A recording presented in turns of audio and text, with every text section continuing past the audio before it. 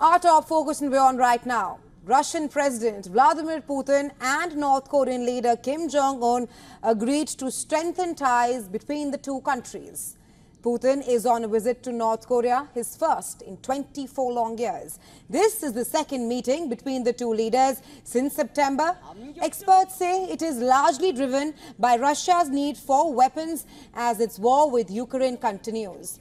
North Korea says the meeting between the two leaders demonstrated invincibility and durability of friendship and unity. Pyongyang called the country's partnership an engine for accelerating the building of a new multipolar world. The Pentagon voiced concerns about the growing ties between Moscow and Pyongyang.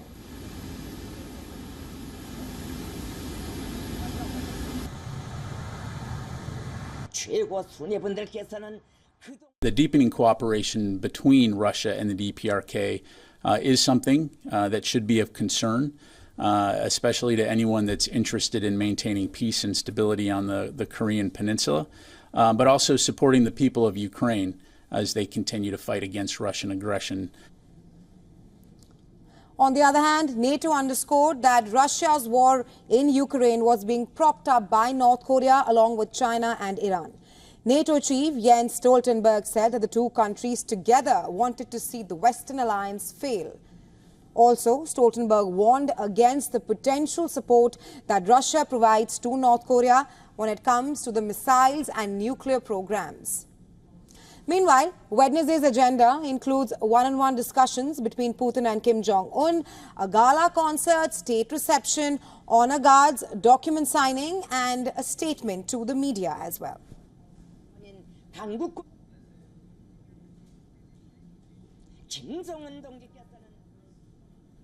For more on this, we're now being joined by VOA correspondent Bill Gallo. He's joining us live from Seoul. Welcome to the show, Bill.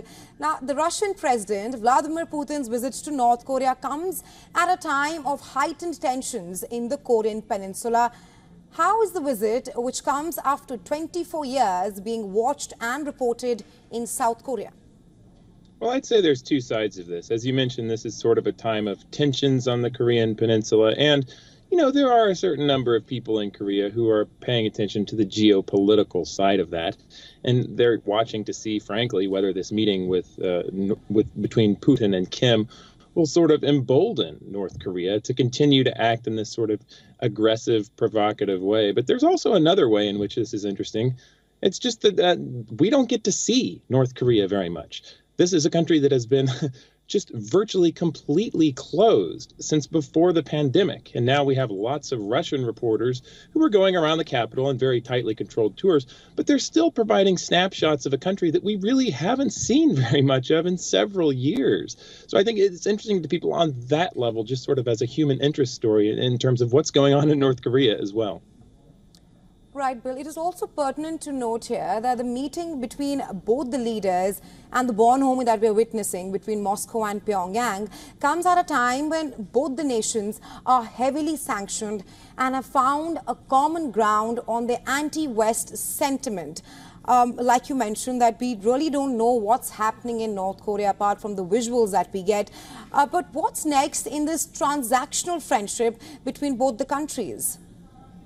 It's really hard to say. I think most analysts will tell you that this is a marriage of convenience, that both sides have real reason to make it seem like their alliance, even maybe in some sense, will endure.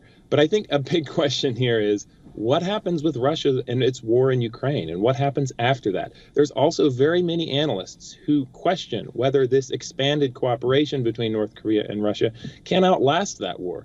Russia has very obvious reasons for wanting to cooperate with North Korea right now. Basically, it needs guns, it needs weapons. North Korea is providing it with that. Therefore, North Korea, frankly, has more use to Russia than perhaps it ever has before. Once that war ends, then what happens? We really don't know. Absolutely, Bill. With North Korea providing weapons to Russia in exchange of Putin providing spy satellites, information and all those technologies to North Korea. Well, what do we know about the agenda today? We do know that there's one-on-one discussions between the leaders and document signing. Talk to us more about their meeting and what will dominate the agenda between both the leaders in the next 2 days? This was always going to be a very brief visit by Putin. However, he arrived several hours late. He didn't get in until after 3 a.m. local time. I think, we don't know, but we think there had been activities scheduled for yesterday, which he missed by arriving so late. Therefore, he's sort of on an abbreviated schedule. They are currently the two leaders in meetings right now. They just had a welcoming ceremony. There is supposedly some sort of negotiations and perhaps some sort of joint statement, an announcement on what has been concluded, although in reality, I'm sure much of this has already been decided ahead of time. Otherwise, Putin wouldn't be visiting. Putin is also set to do other kind of events, ceremonial events. He's set to visit a church, a gala, things like that. So really, there's a lot to come here today, and we'll have to see exactly how much of that we'll get to see and what both men have to say. Right. Well, of course, we'll be tracking the Russian president's historic visit to North Korea very closely here on WION. But thank you so much for joining us on the show. Thank you.